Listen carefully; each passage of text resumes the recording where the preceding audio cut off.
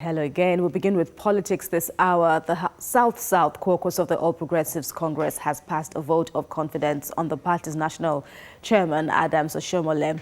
It also wants the Zonal Working Committee to set up a reconciliation committee to complement the work of the National Committee in Rivers and Edo states. The reported feud between Mr. Oshiomhole and the governor of his native Edo state, Godwin Obaseki, is believed to have been one of the reasons the meeting was called. The deputy president of the Senate, Oshiomhole, was unanimously chosen as the political leader of the South-South zone. Back in the northeast, the Air Task Force of Operation Lafia Dole has killed a number of insurgents, destroying their hideout on the fringes of the Sambisa forest in Borno State. The spokesman of the Air Force says credible intelligence was instrumental to the success of the operation. A video released by the force shows more than 30 terrorists spotted near a large building surrounded by smaller structures. The location was subsequently engaged by the attack aircraft, destroying some of the structures and killing the insurgents. Others who attempted to flee the location were also killed in mop-up operations.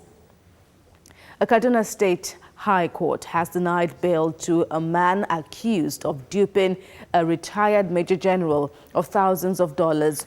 Yushau Mohammed Kebe is being arraigned by the EFCC on an 8-count charge of criminal conspiracy and breach of trust, to which he pleaded not guilty to. It says the money was mutually agreed for investment in real estate.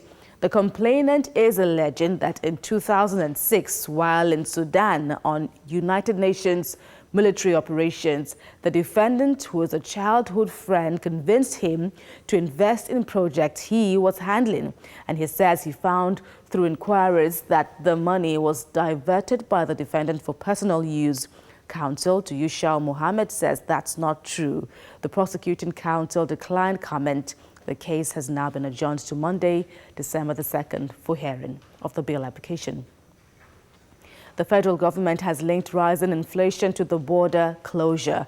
According to recent figures from the National Bureau of Statistics, the headline inflation stood at 11.61% as of October.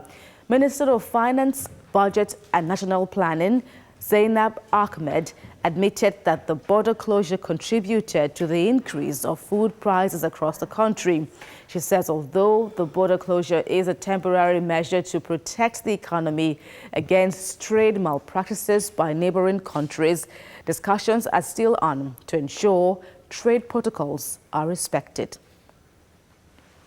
On the foreign scene now, U.S. President Donald Trump has made an unannounced visit to American troops in Afghanistan, saying the U.S. and the Taliban have been engaged in talks. President Trump met with the troops at Bagram Air Base on his first trip to the country, where he also met Afghan President Ashraf Ghani. The visit for Thanksgiving comes after a prisoner swap with the Taliban aimed at resuming peace negotiations. Mr. Trump also says the U.S. was substantially reducing troop numbers. Some 13,000 U.S. troops remain in Afghanistan 18 years after the U.S. intervention to oust the Taliban following the September 11 attacks.